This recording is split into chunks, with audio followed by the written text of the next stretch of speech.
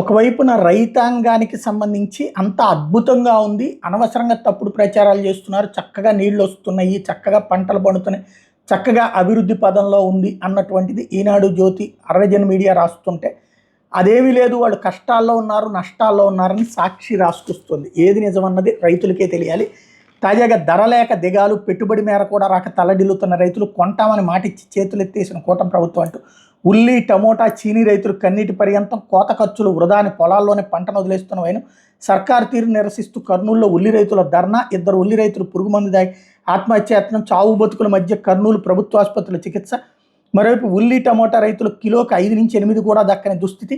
బహిరంగ మార్కెట్లో కిలో ఉల్లి 25 నుంచి 35 రూపాయలు, టమోటా 50 రూపాయలు, చీనీ రైతుకి సగటున 10 రూపాయల లోపే, మార్కెట్లో మాత్రం 50 రూపాయలు. దళారులకు చంద్రబాబు సర్కారు వత్తాసు అన్నట్టు. నేను ఇదే చెప్పా, టమోటా నేనే కొన్నాను, ఇట్లా రేటు ఉంది అన్నటువంటి. అట్లాగే ఉల్లి కూడా 30 రూపాయలు 40 రూపాయలకి తక్కువ అమ్మట్లేదు బహిరంగ మార్కెట్లో. కానీ వాళ్ళకు వచ్చేటప్పటికి గిట్టుబాటు ధర రావట్లేదు. గిట్టుబాటు కాదు, మద్దతు ధర కూడా లభించటం లేదు.